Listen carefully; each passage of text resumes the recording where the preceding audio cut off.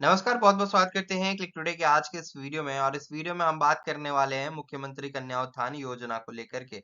जो भी छात्राएं लगातार कमेंट ये कर रही हैं कि हमारा 2020 से 23 सेशन है, 2021 से 24 सेशन है, नाम अभी तक के पोर्टल के ऊपर नहीं आया है, हमको क्या करना चाहिए, डॉक्यूमेंट कहीं जमा करना चाहिए, नहीं करना चाहिए। तो देखिए, जो भी बिहार यूनिवर्सिटी मुजफ्फरपुर की छात्राएं हैं, जो भी 2020 से 23 सेशन की है और 21 से 24 सेशन की है, सबसे पहले तो बात कर ले कि 21 से 24 सेशन। तो जो 21 से 24 सेशन की छात्राएं हैं, आप लोग का मार्कशीट नंबर नहीं आया है, तो आपको फिलहाल इंतजार करने की जरूरत है। जब तक कि आपका ऑनलाइन मार्कशीट नंबर प्रदर्शित नहीं होता है, तब तक आपको जो है इस योजना को लेकर के कोई भी अपडेट भी लेने की फिलहाल जरूरत नहीं है ना? मिलेगा आप लोग को भी, लेकिन पहले आपका मार्कशीट नंबर अलॉट हो जाए। जैसे ही आपका मार्कशीट नंबर अलॉट हो जाएगा, उसके बाद ही आप लोग का नाम जो है पोर्टल के ऊपर अपलोड किया जाएगा। अब रही बात 2020 से 23 सेशन की छात्राओं की, तो देखिए, डिस्ट्रिक्ट वाइज जो है नाम अपलोड किया जा रहा है छात्राओं का। कुछ लोगों का कमेंट आ रहा है कि हम आरडीएस कॉलेज से हैं, तो हो सकता है मुजफ्फरपुर डिस्ट्रिक्ट में भी बहुत सारी ऐसी कॉलेज है जो कि 2020 से 23 सेशन की छात्राओं का डाटा नहीं बनाई होगी और नहीं भेजी होगी, जिसकी वजह से देरी हो रही है। अभी देखिए कि 2018 से 21 भी है इसमें, 2019 से 22 भी है इसमें। तो 2 सेशन ऑलरेडी पहले से चल रहा है, उनमें भी बहुत सारी छात्राओं का नाम नहीं ऐड हुआ था। तो यूनिवर्सिटी में जो है पहले की सेशन की छात्राओं का नाम आया एक्सेल शीट में, तो उसका अपलोड हो चुका है। अब रही बात जो करंट सेशन में अभी रिसेंट में 2020 से 23 में छात्राएं जो उत्तीर्ण हुई हैं, उनका भी धीरे-धीरे अपलोड हो रहा है। बोला गया है कि 10 तारीख तक सबका अपलोड कर दिया जाएगा। मैंने आपको बोला भी है कि 9 तारीख के शाम तक आप लोग वेट करिए और चेक करते रहिए अपना नाम टाइम टू टाइम वेबसाइट पे आकर के, जिससे कि आपको पता चल पाए कि आपका नाम ऐड हुआ है कि नहीं। अगर नहीं ऐड हुआ है, तो आपको फिर ऐड करवाने के लिए 1 साल का भी इंतजार करना पड़ सकता है, क्योंकि पोर्टल अगर मान लीजिए 11 तारीख को लास्ट डेट है, बंद हो गया, तो फिर 1 साल बाद ही पोर्टल खुलेगा और फिर 1 साल बाद आपको अप्लाई करने का मौका मिलेगा। क्योंकि पिछले बीते वर्ष में यही देखने को मिला है, 1 साल से भी ज़्यादा हो गया तब जाकर के पोर्टल ओपन हुआ, तब छात्राओं का नाम ऐड हो रहा है। यहीं पे बहुत लोगों का कहना है कि पैसे माँगे जा रहे हैं 5,000 10,000, तो देखिए 5,000 10,000 देने की ज़रूरत तो हालाँकि नहीं है। उससे कम पैसे में भी आपका काम जो है हो सकता है। तो लगभग कितने पैसे तो अप्रोक्सीमेट अप टू मैं कहूँ तो 3,000 तक में आपका जो है काम हो सकता है। तो आपका अगर नाम नहीं ऐड हो रहा है पोर्टल के ऊपर 9 तारीख के शाम तक, तो आप जो है हमें 9 तारीख की रात तक जो है अपना डॉक्यूमेंट भेज दीजिएगा व्हाट्सएप के ऊपर, जो है व्हाट्सएप नंबर हमने आपको पहले बताया था, ठीक है? आपको नाम ऐड करवाने के लिए पैसे लगेंगे, ये मैं आपको बता दे रहा हूँ। वेट करने के लिए मैं कब तक कह रहा हूँ, 9 तारीख के शाम तक। नहीं ऐड हुआ उसके बाद की बात है। चाहे आप 2020 से 23 सेशन की हो, चाहे कि 19 से 22 हो, चाहे 18 से 21 हो, ठीक है?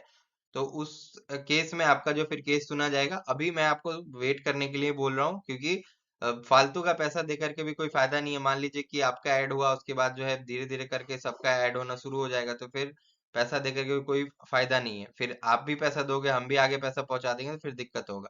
इसलिए आपको जो है इंतजार करना है 9 तारीख के शाम तक। नहीं हुआ तो फिर आप हमको बताइएगा। नाम चेक करने के लिए आपको हमने बताया है कि क्लिक टुडे वेबसाइट है हमारा, सर्च करिए गूगल पे आकर के। इस वेबसाइट को आपको ओपन करना है और ओपन करने के बाद यहाँ पे मेधा स्वप्न स्नातक कन्या उत्थान दिखाई देगा। ऐड आए तो उसको आप ओपन कर लीजिएगा। ऐड अगर आता है तो क्लिक कर लीजिएगा, जिससे कि हमारे थोड़े बहुत पैसे बन जाए, ठीक है?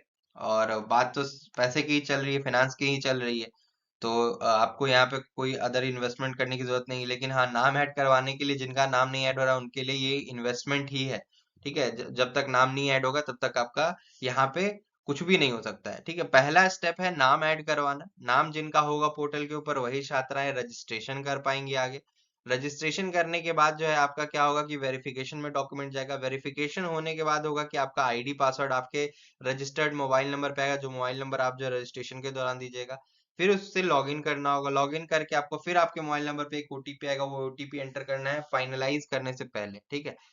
फॉर्म फाइनलाइज करने के लिए आपको एक ओटीपी आता है आपके मोबाइल नंबर पे, वो डालते ही आपको जो है सबमिट करने के बाद जो आपका फॉर्म फाइनलाइज हो जाता है, फिर यूनिवर्सिटी को जाता है डॉक्यूमेंट आगे की वेरिफिकेशन प्रोसेस के लिए, यानी आपके रिजल्ट वगैरह के वेरिफिकेशन, फादर नेम के वेरिफिकेशन के लिए।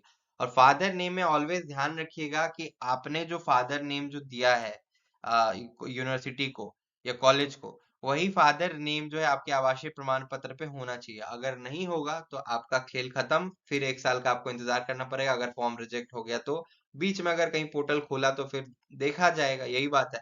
इसलिए पहले से ही सतर्क रहिए। जो फादर नेम आपने दिया है यूनिवर्सिटी और कॉलेज को, वही फादर नेम आपके आवासीय प्रमाण पत्र पे होना चाहिए। रही बात जिन छात्राओं का शादी हो चुका है, उनको अपने आधार कार्ड पे अगर हस्बैंड का नाम चढ़ गया है अब मान लीजिए बहुत लोग क्या कर रहे हैं कि वही हस्बैंड वाला जाके यूनिवर्सिटी को सौंप दे रहे हैं या कॉलेज को सौंप दे रहे हैं। अगर वो हस्बैंड नेम चढ़ा दी उधर आवासीय पे आपके फादर नेम मिल गया तो फिर फादर नेम मिसमैच की वजह से आपका फॉर्म रिजेक्ट हो जाएगा। इसीलिए फादर नेम वाला ही आप जो है डॉक्यूमेंट जमा करिए। देखिए अभी चढ़ा हुआ है तो उससे कोई इशू नहीं है ना, उसको बदलवाने का भी जरूरत नहीं है, लेकिन आवासीय पे पिताजी का नाम होना चाहिए लड़की का। यूनिवर्सिटी के पोर्टल पे जो अपलोड होगा वो भी छात्रा के पिताजी का ही नाम अपलोड होना चाहिए, तभी जो ये मान्य होगा। ठीक है, इसलिए परेशान होने की जरूरत नहीं है। नाम चेक करने के लिए यहाँ पे लिंक लगा हुआ है, इसके ऊपर क्लिक करिए। सबसे पहले कॉलेज अपना देखिए और कॉलेज का जो कोर्स है वो देखिए है कि नहीं लिस्टेड। ठीक है, नेम चेक इन लिस्ट पे जाइएगा, यहाँ पे क्लिक करिएगा और अपना यूनिवर्सिटी चयन कीजिएगा। उसके बाद जो है आप अपना रजिस्ट्रेशन नंबर एंटर करिएगा और फाइनल ईयर मार्कशीट नंबर और सर्च करिएगा। बहुत लोग क्या कर रहे हैं, सही से नहीं तो रजिस्ट्रेशन नंबर डाल रहे हैं, नहीं तो मार्कशीट नंबर डाल रहे हैं, तो उनको कहाँ से दिखाई देगा उनका रिजल्ट अवेलेबल। पाटलिपुत्र यूनिवर्सिटी है, पटना यूनिवर्सिटी है, मगध यूनिवर्सिटी है, महात्मा गांधी सेंट्रल यूनिवर्सिटी है।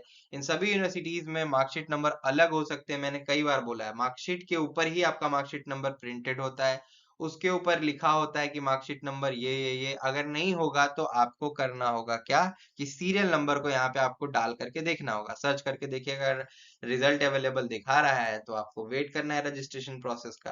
तो यही वो सिंपल से कुछ स्टेप्स है जिससे कि आप अपना नाम जो है यहाँ पे चेक कर सकती हैं। रही बात की बैंक सीडिंग स्टेटस की भैया, तो बैंक सीडिंग स्टेटस भी चेक करके रख लीजिए जिन्होंने नहीं चेक किया है। अगर नहीं किया तो अभी का भी चेक करिए, नहीं तो होगा क्या, रजिस्ट्रेशन में आप जो बैंक खाता दीजिएगा पता चलेगा वो सीडेड नहीं है, फिर आपका फॉर्म रिजेक्ट हो जाएगा, पेमेंट रिजेक्ट हो जाएगा। तो आपको यहाँ पे डीबीटी चेक पे जाना है, चेक नाउ पे, फिर आपको ये पोस्ट खुलेगा, नीचे स्क्रॉल करना है। नीचे स्क्रॉल करने के बाद जो आपको बैंक सीडिंग स्टेटस लिंक दिखाई दे रहा है इसके ऊपर आपको क्लिक करना रहेगा। इसके ऊपर जब आप क्लिक करिएगा तो फिर आपको आगे बढ़ने का ऑप्शंस मिलेगा।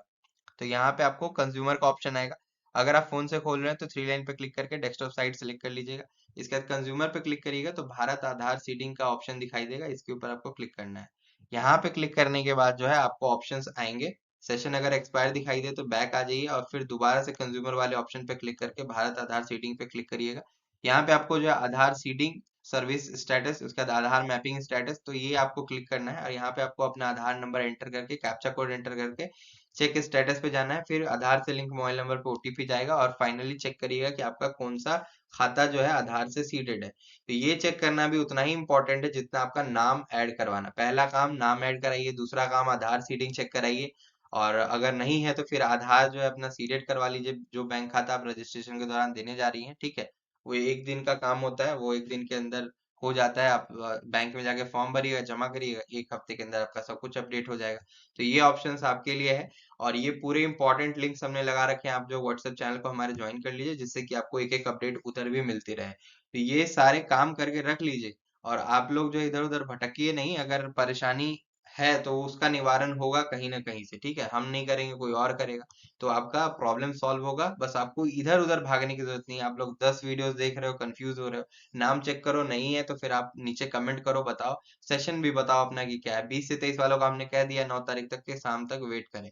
फिर यही अपडेट है आज के फिलहाल वीडियो में। और 25 तारीख, 25 जनवरी, उसके बाद से प्रोबेबली आप लोग का जो आवेदन भी शुरू हो जाएगा। और जैसे शुरू होगा आपको हम फॉर्म भरने के लिए बता देंगे ऑनलाइन, आप खुद से भी भर सकती हैं या फिर हमारे द्वारा भरवाइएगा तो हमारे द्वारा भी भरा जाएगा फॉर्म, जिसके लिए कुछ चार्जेस लिए जाएंगे फॉर्म भरने के। ठीक है, उसमें भी मत कहिएगा कि भैया यार इतना पैसा ले रहे हो, ज्यादा पैसा नहीं ले रहा हूँ, लेकिन फिर भी उसमें बहुत लोग कहते हैं कि बहुत पैसा ले रहे हैं। भाई गवर्नमेंट भी तो आपको 50,000 दे रही है ना। हम सिर्फ फॉर्म भरने की ही जिम्मेवारी नहीं रखते, आगे स्टेटस भी चेक करने की जिम्मेवारी रखते हैं। एक फॉर्म भरने में कम से कम 1.5 घंटे का समय लग जाता है, 1 घंटे का समय लग जाता है, क्योंकि डिटेल्स बहुत फिलअप करना होता है। ठीक है, और आपको फॉर्म भरने के बाद कहीं पे भी डॉक्यूमेंट जमा करने की जरूरत नहीं है, सारा काम ऑनलाइन ही होने वाला है। तो बस आज की वीडियो में इतना ही, तब तक के लिए हम चलते हैं, धन्यवाद। वीडियो को लाइक, चैनल को सब्सक्राइब करके रखिए, फिर मिलते हैं अगली वीडियो।